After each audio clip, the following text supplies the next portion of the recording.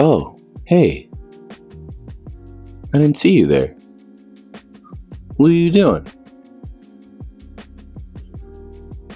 Yeah, well, welcome back to the City of the Damned. I know it sounds a little dark, but promise, promise it's a lot of fun. Welcome back to Legendary Tabletop. I'm Greg, your host, and today we're going to get back to an old school build. We've got a big Mordheim anniversary tournament coming up this month, and I'm going to be providing some terrain, and we want to build something epic that we've never built here before.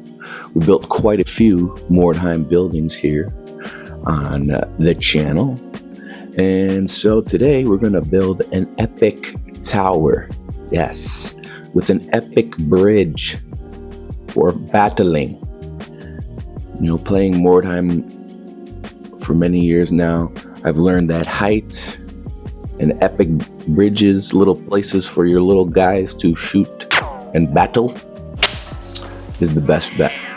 So, if you haven't already, please hit that like, please hit that subscribe button, and let's go do the build. Alright, now welcome to voiceover mode here. We're going to do a little sketch to get started, and starting with a little drawing of what is the Mordheim Tower, which is going to become basically two epic Mordheim towers, which is sort of going to become this epic Mordheim fort. And the idea is that these two forts, or one fort that's now broken into pieces, used to belong to the Mordheim City Watch, and now it's all wrecked from the comet crashing into Mordheim, and there are all sorts of little spots and doorways and cracks and crevices for battles to happen with an epic bridge in order for our models to fight over warpstone. And we're going to put some doors and some ladders and trap doors, those sort of things, so that the scalability of all this is believable, and that there are spots for our warbands to gather and compete for treasure, warpstone, and glory, etc. So, starting with some of this nice XPS foam scraps that I have from my Lustria Mordheim build, and I'm just starting with some basic geometric square shapes. A great way to start if you don't know where to start with the foam. Just start with some basic shapes and you can carve away from those. Now I have two sort of base shapes, and the idea is the bottom is a little bit more sturdy, and maybe a piece of the comet has hit the top of the tower, exposing a lot of the inside of the tower, but not all of it, so that we don't really have to make all of it. So we're just cutting little corners, but we're also still going to have plenty of detail. So a compromise somewhere in between. And we are still going to be hitting the basic notes of what makes a great Mordheim building. And those, for me, are obviously elevation, different places to put your guys, little places to hide and shoot, little places to hide from being shot. And here I'm just taking some of the thicker pieces to create a ceiling and a floor for the next level here in this piece. And we're going to make this sort of look like, have a sort of castle vibe. It's going to have those parapets and those little side shacks, that technical term, shacks that we have for medieval houses and the like. And so the idea is, that this is part of the Mordheim city, and we're gonna do some of these nice arched doorways that I just drew with a pencil and carved out with an X-Acto knife. And this project I only used my X-Acto knife, really. And we're gonna come back with some different like embellishments and putties, etc., to cover some of the gaps that you see in the foam. We're also going to carve the foam, and here I have my little knife, and always try to, if you can, obviously budget is an issue, but if you can, when you start a new foam project, try to get a new blade. This is going to be good for safety, and it's not just to really make things go quicker. It will, but it's better to not slice yourself. So that is my Don't Slice Yourself TED Talk.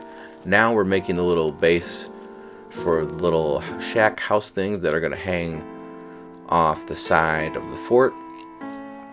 And I'm just grabbing some more slabs of XPS foam here and cutting out the desired pieces. And here I'm starting to build the bases of the parapets, and I'm going to make a bunch of these at once to get them over with. It's going to be some of the more difficult carving out of all the pieces, and trying to just get them to be even with each other. And then I'm going to begin to cut out some rectangles here to create that iconic castle parapet look.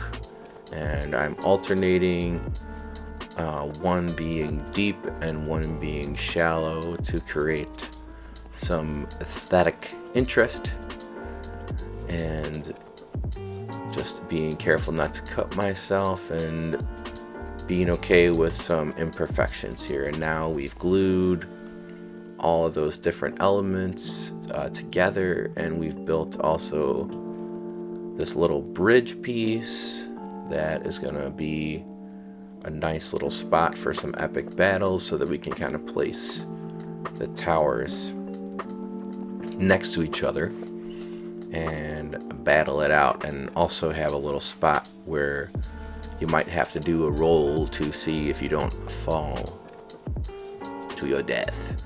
And so now I'm working on making some foam wood planks, and I use toothpicks and coffee stir sticks quite often, but I also found that I generally will use both on a project, just so I can get a variety of sizes when I need wood that's not, the same size as a popsicle stick or a coffee stir stick, which are both great products.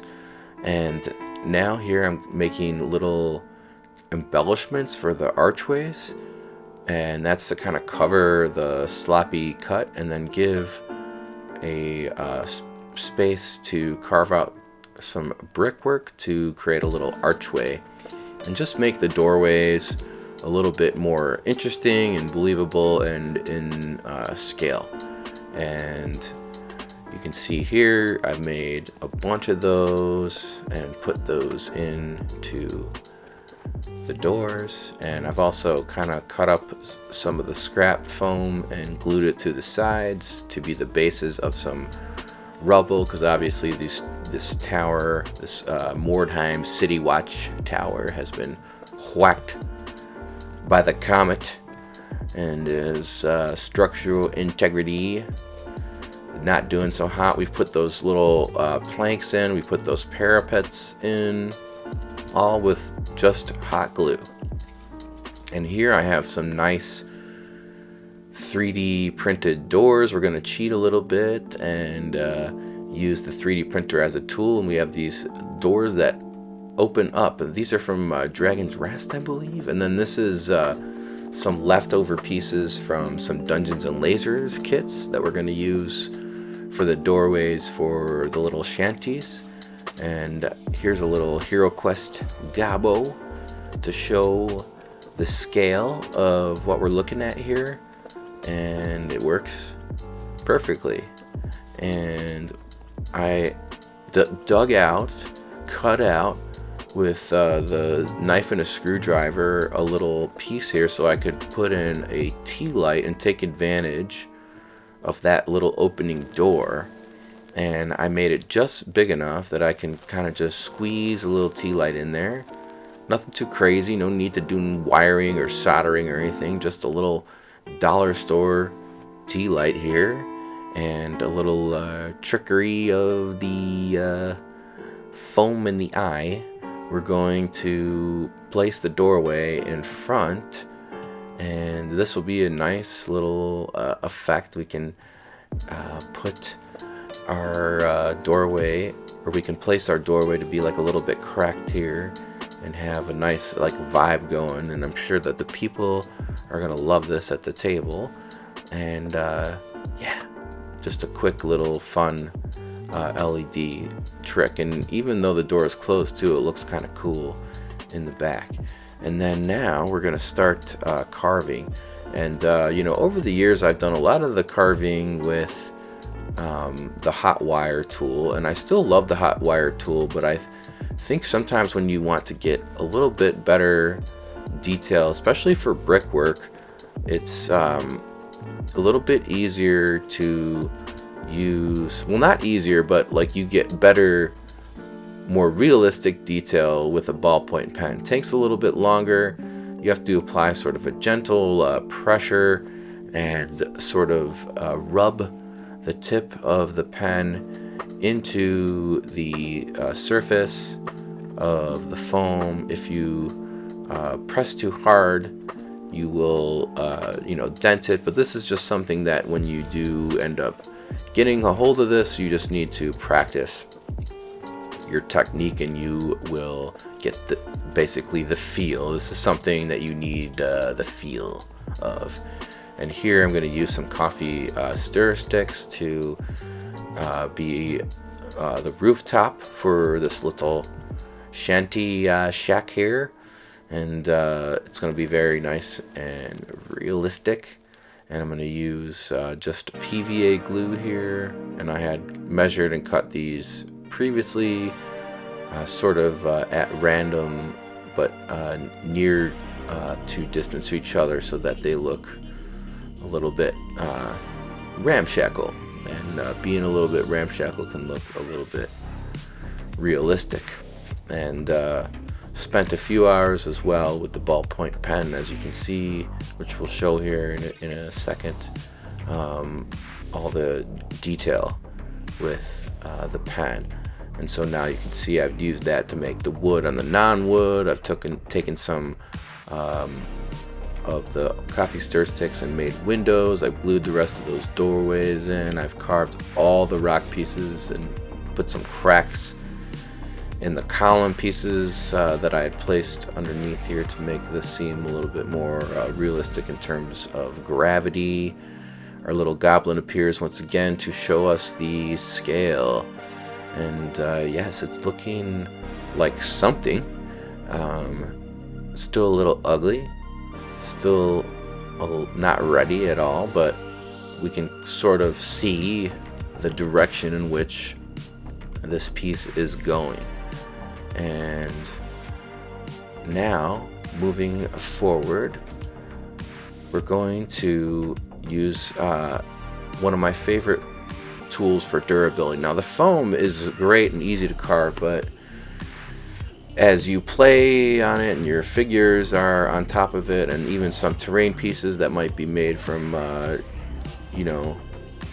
3D prints or wood, they're going to scrape the sides, bringing the pieces to the game store and to your friends' houses is going to chip little pieces off of the foam. So I found that using some of this caulking here, acrylic caulking, cheapest form of caulking, that's usually $3-4, just a canister here, and you thin it out with a little bit of water, and you glove up and thin it out enough so that it won't mess with the detail, and then you use unthinned version of that straight out from the tube to fill gaps in pieces.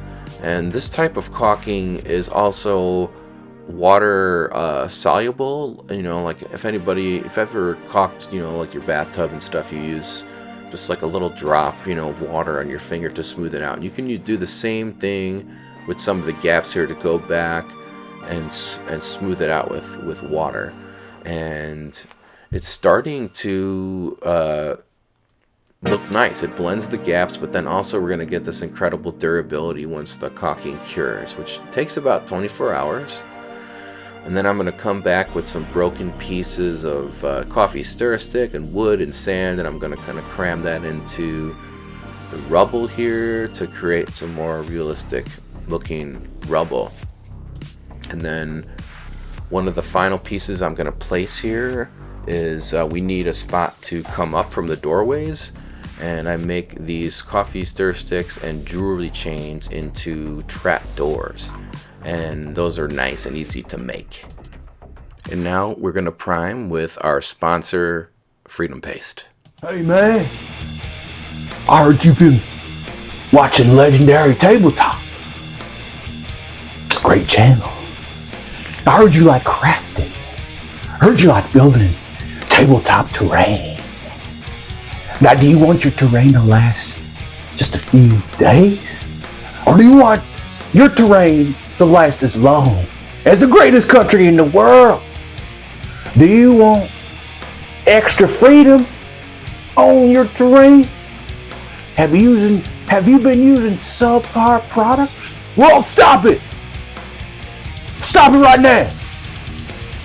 Because here at Legendary Tabletop, we only use American-made Freedom Paste. Now add some freedom to your crafts. Order now.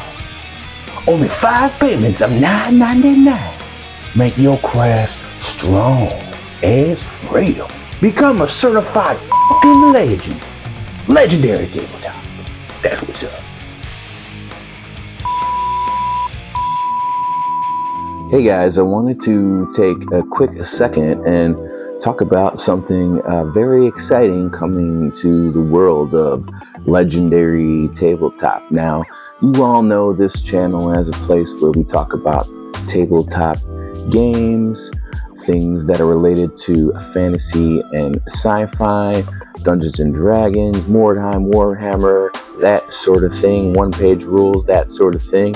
But I have also been a big fan of science fiction my whole life. And a few years back, I actually started to work on my own science fiction IP, or intellectual property, as you might have heard.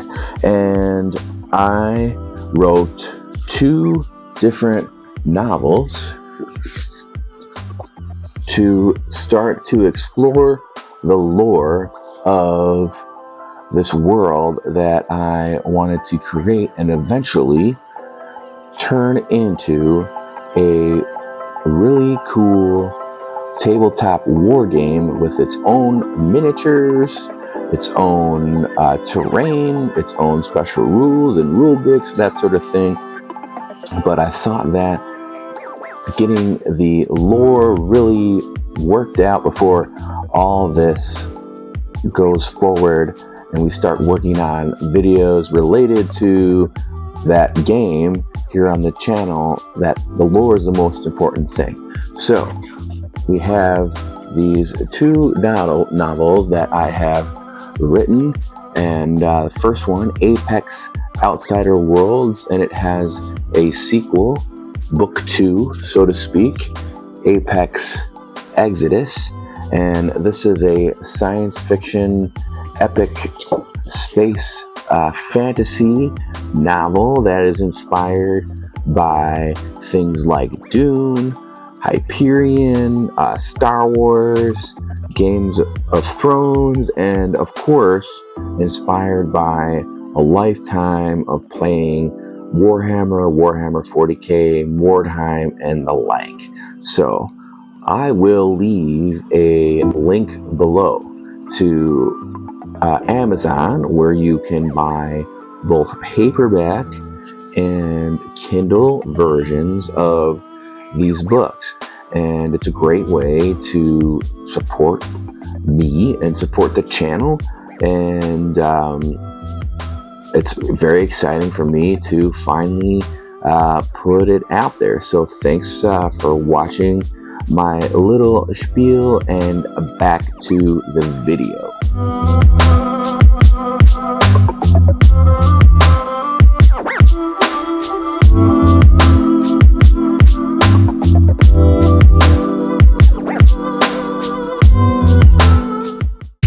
Alright, now welcome back, and I'm going to take a gray paint here to start and paint over the prime here, and primed black, and the freedom paste, as you know, is a silly joke and fun thing that we do here on the channel, having fun. And but my secret primer is house paint. You go to the local hardware store, Ace Hardware, you know, Home Depot, that sort of thing, Menards, that sort of thing, and in the back you will usually have a section of paint that has been returned, and you can find sometimes, you know, a gallon of house paint for, you know, $5 or something. And house paint is just a little bit sturdier than that hobby craft paint. Now, you know, if you're on a budget, apple barrel from, you know, the Dollarama, the Dollar Tree, and the pound store, whatever it is for you, will work just fine. And now, so starting with, you know, a brown on the wooden elements here in the towers and the fort here, and this gray on the wood, or gray on the stone part. And the idea is just one coat, and we're trying to just do an overbrush so we can leave some of the black in grain in some of the details in the cracks and crevices, etc. I'm going to come back with this brown and try to get some bricks here, make little kind of groupings of bricks to create some variance, and also basically recreating the brick pattern that I have in my Mordheim city. And you can see a lot of that stuff on the channel. If you've made it this far, watching all this crazy, ridiculous hobby content, you know, be sure to click on the channel. There's all sorts of other Mordheim stuff. And I went back and did some red bricks as well. And then now I'm taking a nice kind of inexpensive acrylic green paint, and I'm just creating some little spots of sort of like mold, that sort of thing, Nurgle's rot, you know, something gross, and just going hard into that grimdark aesthetic of Mordheim. And this acrylic paint will appear to be very strong on camera here as I apply it, but acrylic paint, you will find that it dries not as strong. And then Wendy's, yes, Wendy's, the hamburger place here in America, was having a Wednesday promotion for this show Wednesday on Netflix. It's like this Addams Family thing. And they have Mordheim spoons, guys. Mordheim spoons. Yes, the symbol of Mordheim, the city of Mordheim, is a raven. And, sometimes I'm a little fat boy and I sneak out late to Wendy's. And I get some Frosties. Comment below. What's your favorite snack at Wendy's if you go to Wendy's? When I was in high school, we used to go to Wendy's, me and my friends, and we would do the dollar menu challenge. We would try to eat everything on the dollar menu. And here I am in my 40s, still going to Wendy's. But yeah, cool spoon. So I take 2 of these little pieces here, these grimdark Wendy's spoon pieces, and I glue them together. Prime them brown. I super glue some jewelry chain to the top, and then I just take a couple different colors here, like a tan, a white, and a black, and I'm gonna come in with a blue later on, and I just do a couple different layers, come back with the gray and do some details in the feathers and stuff, do some shadows and highlights on the skull and the beak and the feet here. And soon I have this cool little sign for the Mordheim City Watchtower. And I actually went back and stopped at another Wendy's, and like a true scumbag, I lied and said that my kid liked these, and they gave me some. They felt bad for my imaginary child. And I got some more for another project. And, was going to end up in a landfill anyway. So, I feel like I committed no crime. So, comment below what you get at Wendy's. What do you like? You like them nuggets? You like them junior bacon cheeseburgers? You like the classic, or like those Baconators? Ooh, I love a Baconator, but I tell you what. I sweat for a few minutes after eating that. I get the meat sweats. Now I have some sawdust flock here, and I've just taken sawdust from the wood shop and painted it different colors with acrylic paint, a little bit of water, and mixed those different colors together. This is sort of like a fall mix, fall vibe, and I'm going to use some tacky glue to put this little fall blend. The fall blend is just brown, orange, and red, basically. And I'm going to put a lot on the corners to make it look like the leaves have been blown into the corners. And there's a lot of this in my Mordheim City. My Mordheim City is a fall city. And then the last couple things I'm going to do is I'm going to put some posters on the side, which I'll also put a link below to the posters. And I will also put a little bit of an ink wash at the end, and that's all it takes to make your Mordheim fort. All right, well, we did it, everybody. We've completed our Mordheim towers, and these are going to make a really great centerpiece for our Mordheim board that we're going to bring to the anniversary event that I will be participating, playing in, and it's going to be great. It's got everything you need for Mordheim. It's got little platforms, little windows, little spots for the guys to shoot it out, and matches the board perfectly. And I'm very excited to bring it to my local group. And once again, I want to thank all of you for watching. And if you haven't already, please click the like, click the subscribe. And without further ado, you all know what time it is. And we're going to roll that beautiful bean footage.